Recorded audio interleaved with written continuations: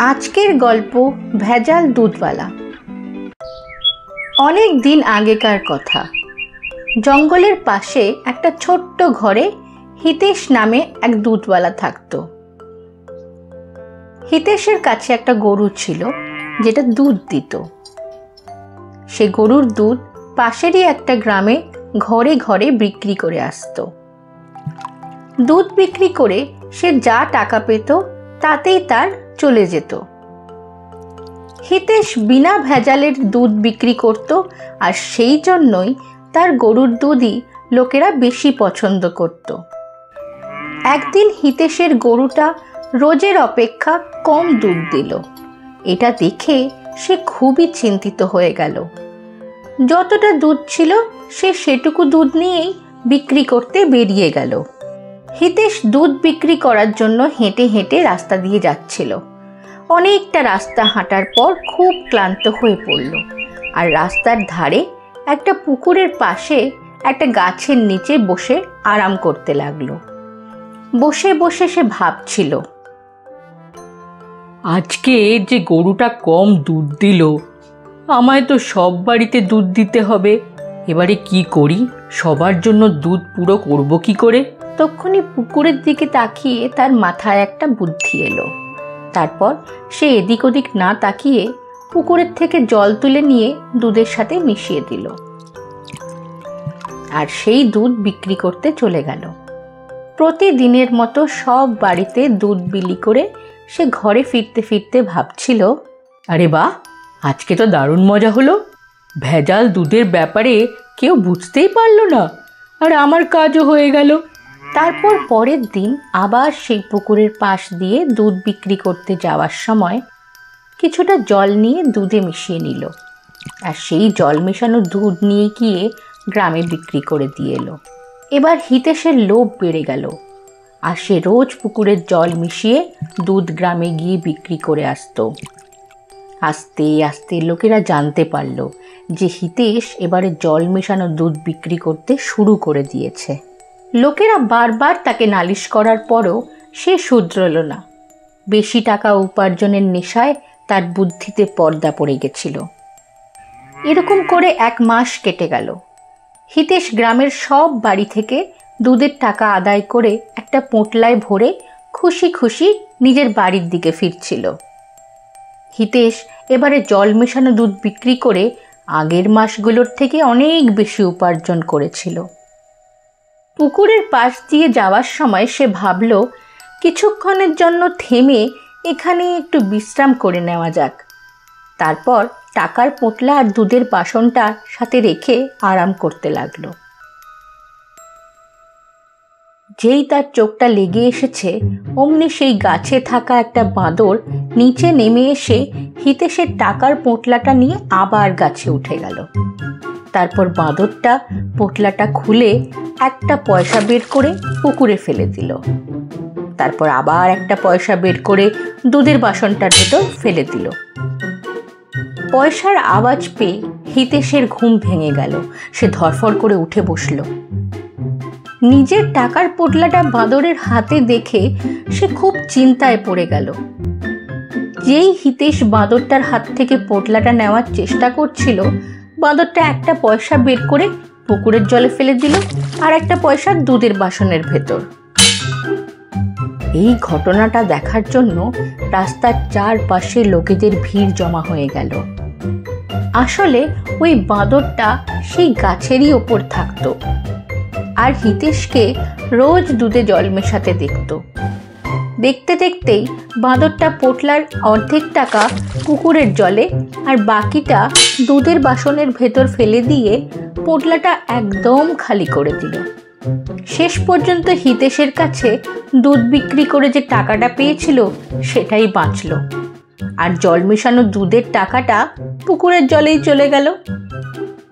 বাঁদরের এই ন্যায় দেখে ওখানে দাঁড়িয়ে থাকা লোকেরা হিতেশের ওপর জোরে জোরে হাসতে লাগলো, আর সেই দিন থেকে সবাই বলতে শুরু করলো, যেমন কর্ম তেমনি ফল। এভাবে হিতেশকে নিজের লোভের ফল ভুগতে হলো। এখন হিতেশের সুমতি হয়ে গেছিল, সেই দিন থেকে সে ঠিক করলো শুধুমাত্র সৎ পথেই সে উপার্জন করবে। আজকের গল্প সাধু বাবার আশীর্বাদ। আজকের এই গল্পটা একটা ছোট্ট গঞ্জে থাকা বিজুর। বিজু তার স্ত্রী বাবলির সাথে থাকতো। রাস্তার ধারে তার একটা ঠেলা ছিল। স্ত্রী বাবলিও তাকে এই কাজে সাহায্য করত। সারা দিন ধরে দোসা বিক্রি করে সে যা ইনকাম করত তাতে কোনো মতে তার ঘর চলত। কিন্তু তা সত্ত্বেও বিজু ভীষণ ভালো মনের মানুষ আর সৎ ছিল। সে সব সময় গরিবদের সাহায্য করত। অন্যদিকে বিজুর স্ত্রী ভীষণ চালাক আর সুযোগ সন্ধানী ছিল। সর্বক্ষণ সে এক এক টাকার হিসেব রাখত, আর বেশিরভাগটাই সে লোক দেখানো আর মেকআপে খরচা করত। তারপর আবার সে সব সময় বিজুকে গরিব হওয়ার জন্য খোঁটাও দিত। হায় হায়, যদি আমার কোনো ধনী পরিবারে বিয়ে হতো আমি রানী হয়ে থাকতাম। গত জন্মে নিশ্চয়ই কোনো পাপ করেছিলাম যে এই জন্মে এই মানুষটার সাথে আমার বিয়ে হলো। একদিন বিজু আর তার স্ত্রী তাদের ঠেলায় বসে গ্রাহকদের জন্য অপেক্ষা করছিল। তখনই সেখানে এক বুড়ো সাধু এসে বলে, আরে খোকা, আমি কি খাওয়ার কিছু পেতে পারি? অনেক দিন হলো আমি ক্ষুধার্ত, দয়া করে কিছু খেতে দে এই ক্ষুধার্ত বুড়োটাকে। ভগবান তোদের মঙ্গল করবেন। বিজু কিছু বলার আগেই তার স্ত্রী বলে উঠল, ও বাবা, সকাল থেকে একটা দোসাও বিক্রি হয়নি এখনো, আর তার উপর আপনি এলেন ফ্রিতে দোসা খেতে? আগে যান, এখানে আমরা কোনো লঙ্গর খুলে রাখিনি, আর এভাবে ফ্রিতে ধোসা বিলোতে থাকলে খুব তাড়াতাড়ি আমরাও বাটি হাতে রাস্তায় চলে আসব। নিজের স্ত্রীর কটু কথা শুনে বিজুর প্রচণ্ড রাগ হলো, আর সে বলল, ব্যাস চুপ করো। আরে একটা দোসা বাবাকে খাইয়ে দিই, তেমন কি আসে যাবে? আর ক্ষুধার্তকে খাওয়ানোর থেকে বড় ধর্ম কি আর আছে? হায় হায়, তোমার সাথে বিয়ে করে আমার কপালটাই পুড়লো। ভেবেছিলাম অনেক টাকা ইনকাম করা একটা স্বামী পাবো যে আমার সমস্ত শখ পূরণ করবে, কিন্তু দেখো কি পেলাম, একটা সৎ কর্মঠ ধোসাওয়ালা। আরে তোমার এত সততার কি লাভ যখন ঠিক করে সংসার চালানোই মুশকিল এখানে? বাইরে অন্যদের দেখো কিভাবে ভেজাল আর দামি জিনিস বেচে মোটা টাকা ইনকাম করছে। কে কি করছে না করছে তাতে আমার কিচ্ছু যায় আসে না। আমি একমাত্র সৎ উপায়ে টাকা উপার্জন করব, আমার এতেই খুশি। এই বলে বিজু সাধু বাবাকে ধোসা খেতে দিল। সাধু বাবা আরাম করে ধোসা খেলো। আরে কোকা, তুমি তো ভীষণ সুস্বাদু দোসা বানাও, পেট ভরলেও মনে কিছুতেই ভরছে না। দোসা খেয়ে চলে যাওয়ার সময় সাধু বাবা নিজের থলের ভেতর থেকে একটা সোনালি রঙের চাটু বের করে বিজুকে দিল আর বলল, খোকা, তোমার সততায় আর উদার মনতায় আমি আজ খুশি হলাম। আজ তুমি একজন ক্ষুধার্তকে খাইয়ে অন্যের অনেক পুণ্যের কাজ করেছো। আমার কাছে টাকা নেই, কিন্তু আমি তোমাকে এই চাটুটা দিয়ে যাচ্ছি। ভগবান তোমার মঙ্গল করুক। এই বলে সাধু বাবা সেখান থেকে চলে গেল। সাধু বাবা চলে যাওয়ার পর বিজু নিজের কাজে লেগে গেল, আর সেদিন তার বিক্রি বাকি দিনের থেকে অনেক বেশি হলো। কিছুদিন কেটে যাওয়ার পর বিজুর ধোসার চাটুটা খারাপ হয়ে যায়। তখন হঠাৎ করে তার মনে পড়ে সাধু বাবা তাকে একটা চাটু দিয়েছিল। বিজু ভাবল, কেন না আজকে ওই চাটুটা ব্যবহার করি। এমনিতেও নতুন চাটু কেনার মতো টাকাও আমার কাছে এই মুহূর্তে নেই।